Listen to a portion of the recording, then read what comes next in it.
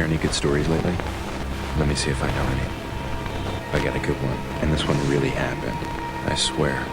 It's another example of the universe saying, just when you thought you were safe, just when you thought you had it all under control. Wrong place, wrong time. Just give me a second to figure out the ending.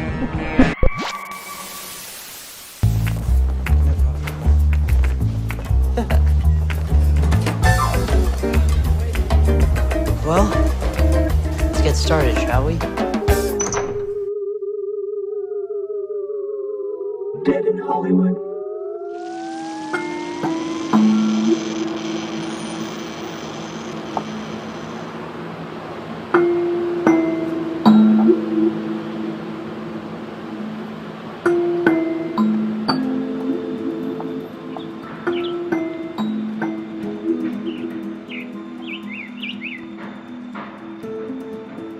Actor Anton Yelchin, who is best known for his role in the Star Trek movies, joined the 27 Club when he died in a freak accident here, outside of his home in Studio City, California.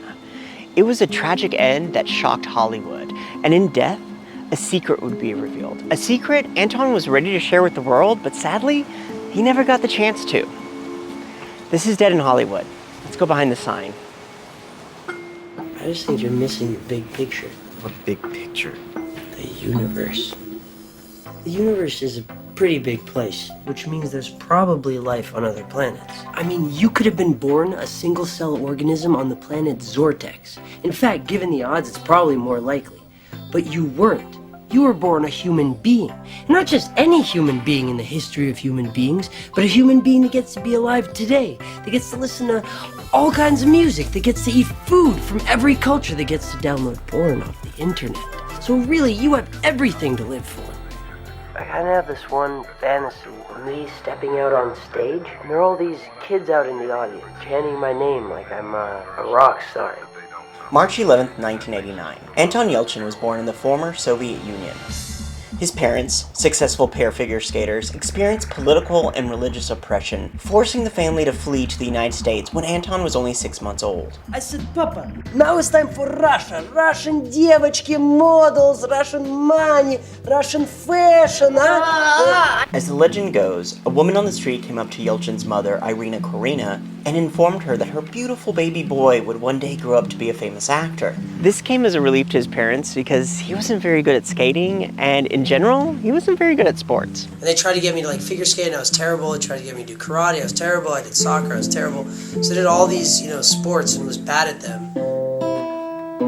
And then we can go to G, and we can play one of your favorite songs, Love in Vain. Robert Johnson. Yelchin started booking roles in both film and television early on. Because I was very shy, and a friend of ours suggested my parents take me to an acting class because he saw that I was really shy but really animated by myself. And they took me to this class just to take up my time, And I loved it, and I specifically expressed that to them, that I loved it. After I'd finished my work, we'd play cards and games. And then we started to watch videos and stuff. What kinds of videos? Well, at first just comedies and stuff, like The Nutty Professor and Austin Powers. And then after a while, sex videos. Some of Yelchin's early TV roles included The Practice, ER, NYPD Blue, Criminal Minds, and my personal favorite, Curb Your Enthusiasm. Okay, and this is your card.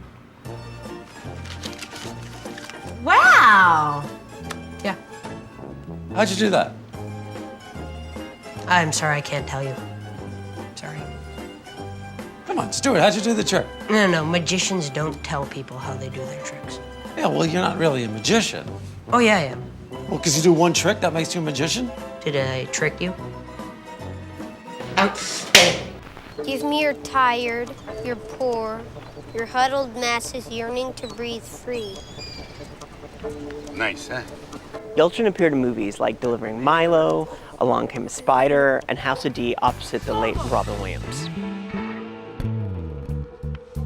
And that experience was really, really special for me. In a way, it's almost like the end of a certain kind of universe of film that goes with that man that is very intimately tied to a lot of childhood memories that I have beyond working with him, and it's a very tragic thing.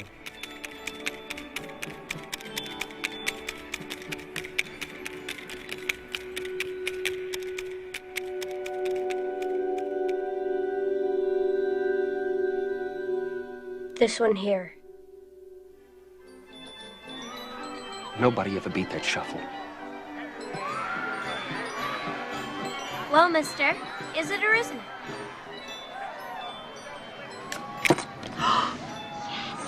All right, Bobby. It was a fluke. You bet it was a fluke. At age 11, Yelchin shot to fame in the movie Hearts in Atlantis opposite Sir Anthony Hopkins. He received a Young Artist Award for Best Performance in a Feature Film. I'm just proud and honored to be in a movie like Hearts in Atlantis, and I'm honored to work with Scott Hicks and Sir Anthony Hopkins. The biggest challenge was then finding someone who could play an 11-year-old boy and act toe-to-toe with one of the greatest actors in the world. And then when he did the reading, I thought he was just extraordinary, boy. Another big break came in 2004 when Yelchin landed a supporting role in the Showtime drama Puff. Ow! Shit. Oh, shit. What is it? Are you okay? What the hell is this thing made out of, anyway? What's wrong? I'm blind, that's what's wrong. Your thing snapped right in my eye. Most child actors have a hard time transitioning from kid roles to adult, but Yelchin seemed to make the transition relatively easy. I got moves that'll make your head spin. Honey, isn't that the brother of the guy who owes you money? You kidding me? Hello. Hey, what's up? In 2006, Yelchin played a character based on real-life murder victim Nicholas Markowitz in the movie Alpha Dog opposite Justin Timberlake. Frankie. Dude. The film is based on the true story of the kidnapping and murder of Markowitz in 2000. Oh, man. All right, you ready? Let's do this. Oh, man, please, please, I didn't do shut the anything. fuck up. I swear to God. Relax. Frankie! Relax, buddy. Relax, okay? It's not what you think, okay? Yeah, it is! Frankie! Please, I thought we were boys. We are boys. Frankie, there's nobody up there! Nobody is picking me up! Yes, there is, okay? Just stop freaking out. Frankie, you promise? I promise, all You right? swear? Zach, everything's cool on my life, okay? I swear to God. USA Today described Yelchin's performance as heartbreakingly endearing. Markowitz's mother even praised the actor for his portrayal of her son. Oh, please, I won't tell anybody, I swear to God. Hey, we're not gonna do this, right? Man, we're not really gonna do this. Oh, Jesus fucking Christ. In real life, Markowitz's body was found in a shallow grave on Lizard's Mouth Trail in the Santa Ynez Mountains. Yelchin's actual childhood home movies play over the opening credits. In 2007, Yelchin co-starred in the movie Fierce People, opposite a stellar cast that included Diane Lane, Donald Sutherland, a young Chris Pine, and an even younger Kristen Stewart. Yelchin and Stewart briefly dated, and after his death, Stewart described him as her first heartbreak. He and I were really good friends for like 2 years. And then he kind of like broke my heart. I missed you so much. Watch it, my ribs still hurt. Does it hurt to kiss me? No, of course not. The film was directed by actor-director Griffin Dunn, brother of Poltergeist actress Dominique Dunn, who was murdered by her ex-boyfriend on Halloween Eve in the driveway of her West Hollywood home. Fierce People is an uneven, coming-of-age drama. The first half is a lighthearted comedy, but then takes a dark turn when Yelchin's character is sodomized by Chris Pine's character. Yelchin was not one to shy away from darker subject matters. He reveled in those kind of roles, revealing a little more of himself each time. Can't tell anyone. Who did this? I don't know, but you can't tell anyone, okay, Mom? The squeaky clean seeming Yelchin hinted at a kinkier side with the roles he chose. He was far from innocent, which makes him all that much hotter. Ladies and gentlemen, how y'all doing tonight? My name is Charlie Bartlett, and I am no longer a virgin. Thank you. Before the Netflix series Sex Education, there was the 2008 high school satire Charlie Bartlett. Yelchin played the title character. Hello? Can anybody up there hear me? It's hard not to fall in love with that distinctive hoarse voice and those sparkling green eyes. The comedy has since found a dedicated fan base in the age of streaming.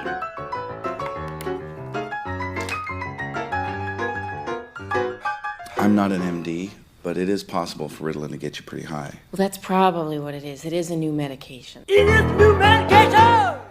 New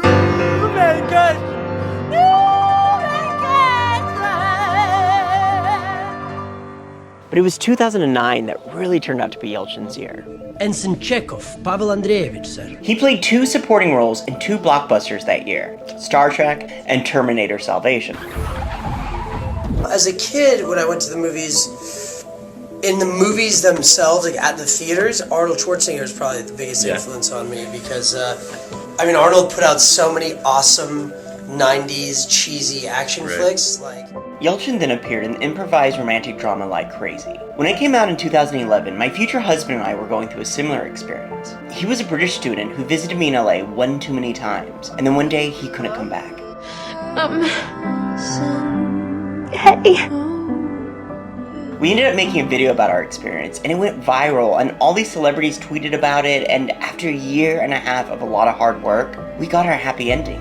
And we just celebrated our 10-year wedding anniversary this past September. But it was such a heart-wrenching experience, it's hard to go back and rewatch Like Crazy.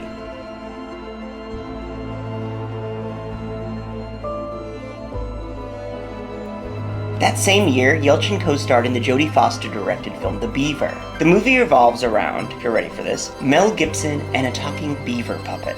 This is a joke, right? No, son, it's a fresh start. I'm not talking to you, nutjob. I'm talking to Mom. Good morning, all. Hey, Mom. Hey, what you up to? Next, Yelchin starred in the remake of the 80s horror cult classic Fright Night opposite Colin Breakfast, lunch, and fucking dinner. I'm not even joking. Farrell. Hey. In 2013, Yelchin reprised his role as Chekhov in Star Trek Into Darkness and starred in the thriller Odd Thomas. Anything wrong? No. Yelchin next appeared in the 2014 Joe Dante-directed horror comedy Burying the X. The thing about Burying the X is that there's a scene where Yelchin's character meets up with a girl at Hollywood Forever Cemetery, where in real life, Yelchin would be laid to rest. His future burial plot can even be seen in the background in one of the shots.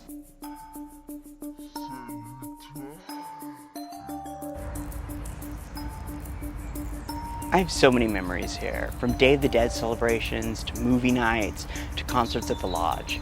When I first moved to LA, I didn't know anyone, and I found myself hanging out in cemeteries, reading books about my dead idols at their actual graves.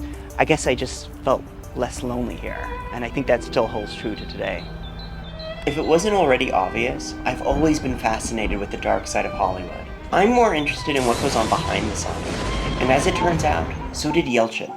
Yelchin liked to cruise the seedy side of LA, referring to his nocturnal jaunts to Van Nuys as lurking. He photographed strange and sexually explicit scenarios under the pseudonym Louis Cardero. His Star Trek co-star Simon Pegg referred to Yelchin as a dirty bird. It was a side of his life he kept private.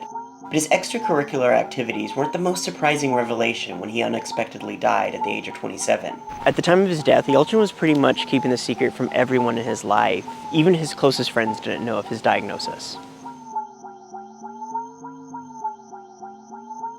Yelchin suffered from cystic fibrosis since childhood. His parents even kept it a secret from him when he was young. Cystic fibrosis, or CF, is a progressive genetic disease that affects the lungs, pancreas, and other organs. In the lungs, the mucus clogs the airways and traps germs, like bacteria, leading to infections, inflammation, respiratory failure, and other complications.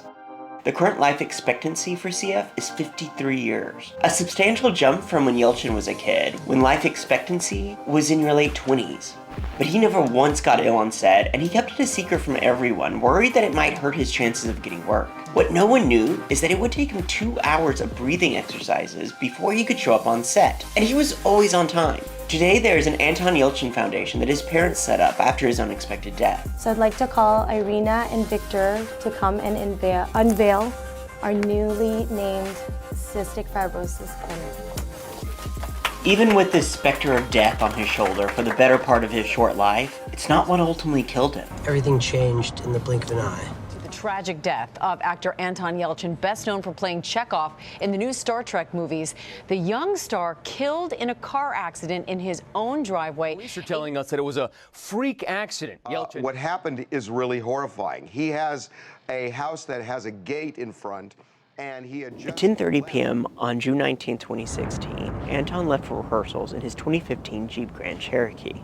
He cleared the gate, which used to be on the other side of this gate, at the bottom of a steep incline. He got out of his Jeep and went to check the mail and make sure the gate was locked. And it was at this point that the Jeep started rolling backwards, and it ended up pinning Anton against a brick pillar and the security fence. He was supposed to be at a rehearsal at 11. When he didn't show up, his friends became concerned, then alarmed, and at about 1 in the morning, they went to the house and discovered his body. He was pronounced dead at the scene. He was pinned against the wall. It's like a brick column. He was hidden, so you couldn't see him, but he was pinned at his, like, roughly his chest area, and his feet were, or his legs were, like, going forward.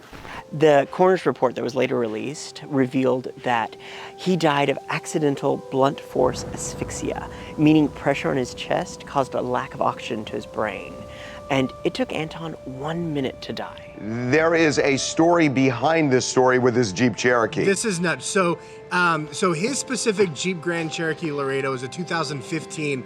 It was part of a group of cars that were actually recalled by Fiat Chrysler. Strangely enough, 7 days after Yelchin's death, a recall notice for the car showed up in his mailbox. There was a problem with the lever, basically, that when people thought they would shift it to park, the car was still in neutral. The shifter is unusual because it actually springs back into a center position after the gear is selected. And by the time it hit him, this is 5,000 pounds of vehicle that pinned him next to the gate.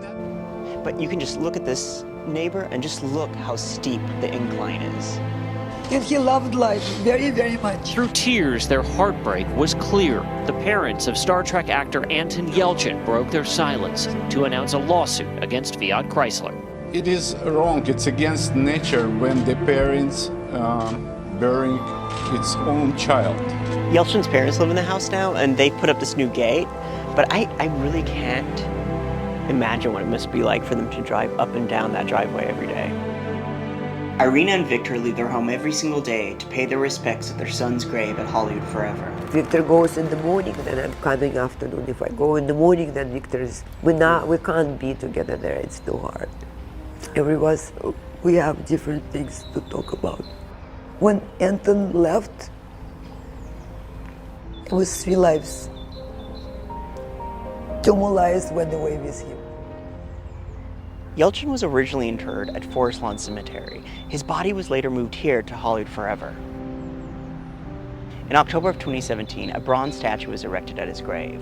Dozens of his co-stars and directors showed up for the unveiling, including J.J. Abrams, Demi Moore, and Jennifer Lawrence, just to name a few. It is a bittersweet morning because, 1, we're here with Anton, we're here for Anton, and 2, he's not here.